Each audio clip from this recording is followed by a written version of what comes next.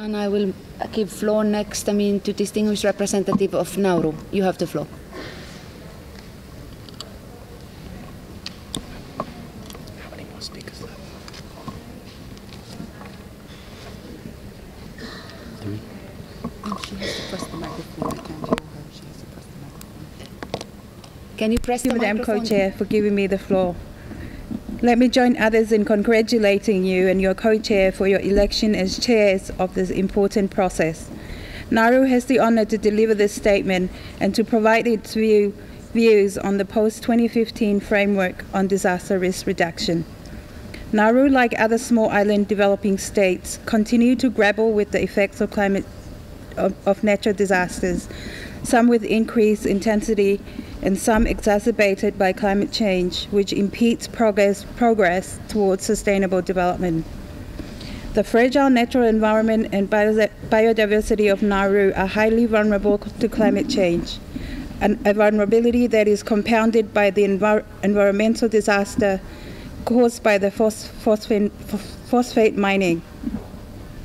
This will further exacerbate the impacts of natural disasters in addition to those impacts that are exacerbated by climate change, thus increasing the vulnerability of Nauru to natural disasters and climate change to a great extent. The population and infrastructure in Nauru is almost exclusively located in the coastal zone. While Nauru established a disaster risk management unit in 2010, it continues to lack an appropriate disaster alert system in place. For example, there is no local weather monitoring station to alert the nation of any natural disasters, and no siren in place to alert the public for an effective nationwide evacuation.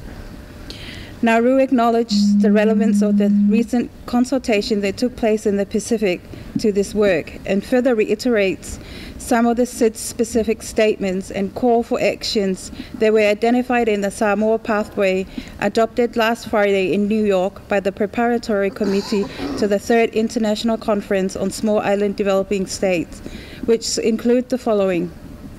There is a critical need to build resilience of countries and strengthen monitoring and prevention, reduce vulnerability, raise awareness, and increase preparedness to respond to and recover from disasters.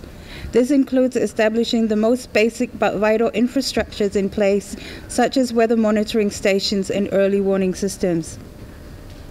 Enable CIDs to access technical assistance and financing for early warning systems, disaster risk reduction, post-disaster response, and post-disaster recovery, risk assessment and data, land use and planning, observation equipment, disaster preparedness, and recovery education programs.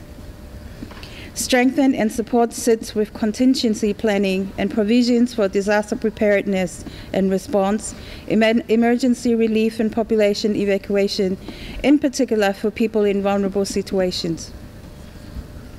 Support CID's efforts to mainstream policies and programs related to disaster risk reduction, climate change adaptation, and development into national planning. On the post-2015 framework for disaster, Nauru provides the following views. While the post-2015 framework is a global framework, it must take into account the special case and particular vulnerabilities of CIDs. Stress the need for concise, ambitious, and action-oriented post-2015 framework for disaster risk reduction that builds on previous achievements, prioritizes prevention and mitigation, and incorporates implementation framework to address implementation gaps when they exist. Need for strengthening national systems for monitoring and supporting the implementation of the post-2015 framework, which could include periodic review of the post-2015 framework. For this matter, national finance planning institutions and relevant agencies play a central role. The need for linkages between the post-2015 framework and the Sustainable Development Goals to strengthen coherence. Strengthen international cooperation on disaster risk reduction, particularly on means of implementation. Finally, on the linkages of the post-2015 framework on disaster risk reduction and other international processes, particularly the 2015 Climate Change Agreement under the UNFCCC.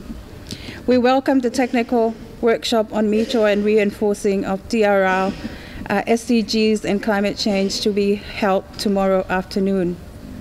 While we agree with the encouragement of a post-2015 framework for disaster risk reduction to link with the post-2015 Sustainable Development Goals and the 2015 Climate Change Agreement, where appropriate, to strengthen coherence and mutual reinforcement of international mechanisms, nevertheless, there are some significant distinctions between the Hyoko Framework for Action and the UNFCCC that need to guide the framing and the development of disaster risk reduction targets in the post-2015 framework. More specifically, under the UNFCCC, risks are related to anthropogenic climate change and the added burden of impacts of anthropogenic climate change on top of existing risks from natural hazards. The UNFCCC aims to reduce anthropogenic or human-induced greenhouse gas emissions in order to stabilize greenhouse gas concentration in the atmosphere at a level that would prevent dangerous human interference with the climate systems. The UNFCCC and its Kyoto Protocol operates under legally binding provisions, and particularly on the premise that increased risks in many vulnerable developing countries is due to anthropogenic climate change and from cumulative historical anthropogenic climate emissions and future greenhouse gas emissions.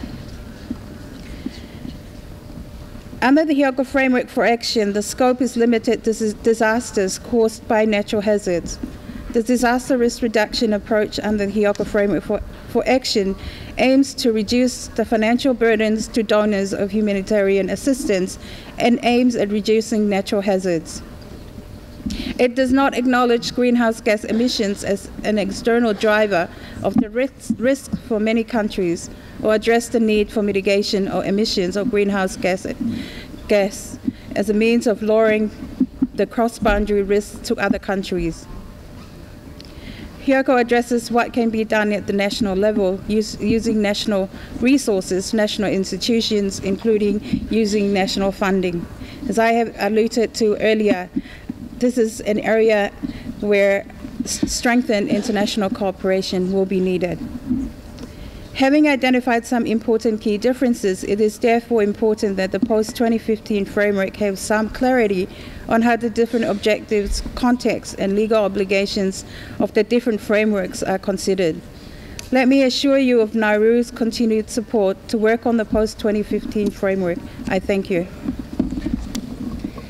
I thank you, distinguished representative of Nauru.